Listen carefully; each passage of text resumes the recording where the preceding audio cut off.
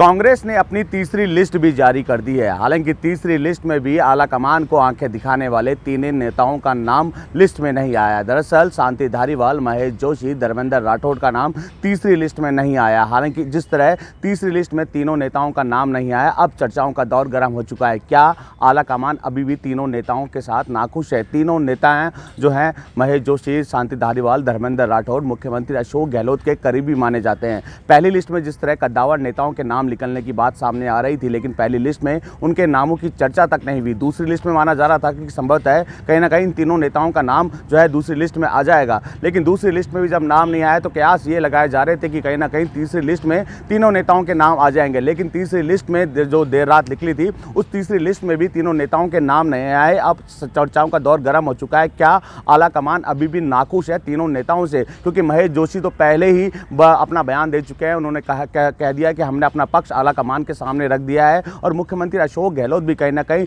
मानेसर कांड हुआ था, उसके बाद जिस तरह राष्ट्रीय अध्यक्ष का चुनाव हुआ था, उसको लेकर मुख्यमंत्री अशोक गहलोत भी जो है आलाकमान से माफ़ी मांग चुके थे। मानेसर कांड को लेकर भी जिस तरह तीनों नेताओं ने आंखें दिखाई थी, पर्यवेक्षक जो है 25 सितंबर की वो घटना जब पर्यवेक्षक यहाँ पहुँच रहे थे और जो है विधायक दल की बैठक रखने वाले थे, लेकिन शांति धारीवाल के आवास पर सारे विधायक एकजुट हुए थे। उसके बाद नाराजगी का दौर शुरू हो चुका था। जो है दिव्या मदेरणा साफ तौर पर कह चुकी थी कि आलाकमान को जिसने आंखें दिखाई है उनके खिलाफ कार्रवाई होनी चाहिए। सचिन पायलट भी कह चुके थे कि हम पर तो कार्रवाई हो चुकी है, लेकिन आलाकमान को जिसने आंखें दिखाई है उन पर कार्रवाई कब होगी? अब जिस तरह लिस्ट निकल रही है, 3 लिस्ट निकल चुकी है, लेकिन तीनों नेताओं के नाम नहीं है। ऐसे में संशय बरकरार है, क्या आलाकमान तीनों नेताओं को टिकट देगा या फिर नहीं देगा? हालांकि कद्दावर नेता हैं, अगर तीनों नेताओं को टिकट नहीं मिलता है तो निश्चित तौर पर बगावत के सुर तेज हो जाएंगे। बीजेपी में तो बगावत देखने को ही मिल रही है, लेकिन कांग्रेस में अगर तीनों कद्दावर नेताओं को टिकट नहीं मिलता है तो बगावत के सुर कांग्रेस में भी देखने को मिलेंगे। हालांकि आलाकमान मंथन जरूर कर रहा है, मंथन के जरिए ही टिकटों का वितरण किया जा रहा है,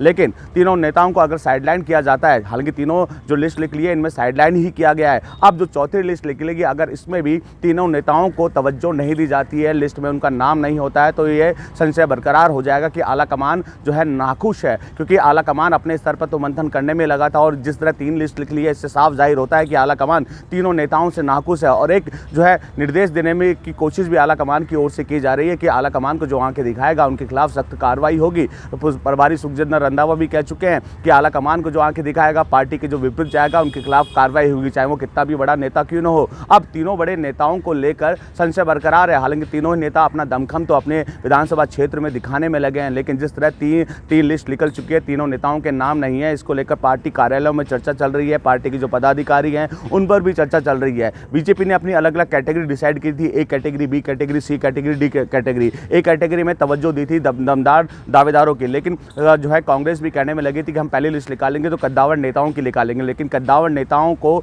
इन तीनों कद्दावर नेताओं को उस लिस्ट में शामिल नहीं किया गया। अब चर्चाओं का दौर गर्म है, क्या आलाकमान को ये तीनों नेता खुश कर पाएंगे? क्या नाराजगी दूर हो पाएगी? अगली लिस्ट में इनका नाम आएगा कि नहीं आएगा? इसको लेकर संशय बरकरार है। वसंत पांडे, TV9 जयपुर।